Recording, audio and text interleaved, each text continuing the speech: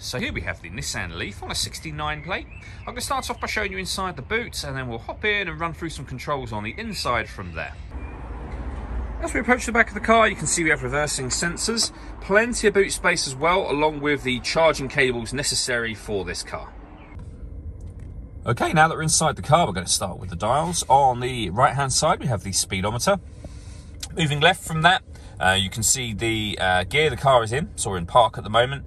Then you have a Rev Counter of sorts. It will give you an indication as to what you're doing with the E pedal, so your accelerator in this car.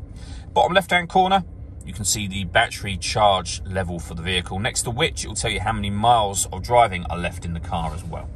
If we back out to the steering wheel, we have stereo controls over here on the left hand side, and over on the right hand side we have cruise control and speed limiter. Once you set cruise control, hit this button here.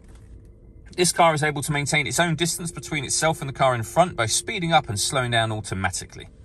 And then in the center, we have the main touchscreen for the car. So we're on the kind of satellite navigation menu at the moment. There's a full video showing how Nissan's satellite navigation systems work, and you can find that on our website and on our YouTube channel. Along the bottom here, you then have the rest of the options. So pairing your phone, for example, or entering into the audio menu.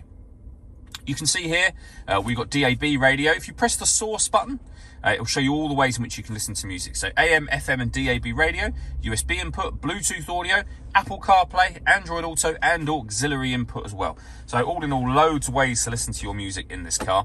We've also got a 360 parking camera, so reversing camera and a bird's eye view image, giving you a really kind of perfect 360 view of the car. And if you press the camera button, you get a front facing camera and that bird's eye view, or a front facing camera and the front passenger side wheel. So very easy to park with all of those cameras.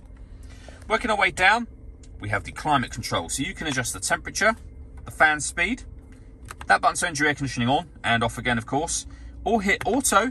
The car will then maintain the temperature you've asked for by taking control of the fan speed for you. You can probably hear it doing that in the background.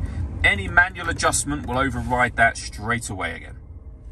Under that, with the button to turn the car on and off, we have USB input, auxiliary input, driver and passenger heated seats with 2 different heat settings each, a 12-volt charging socket just there. It will show you what gear the vehicle is in here, and the gear lever itself is just here. So you can nudge it across to get into neutral, you can see that just there, and then down to drive or up to reverse. Press the button on the top to put it back into park. All that leaves me to say is thank you for taking the time to watch this video. If you'd like to come and see the car in person and have a test drive, please feel free to call any of our MJA sites. We'd love to hear from you soon.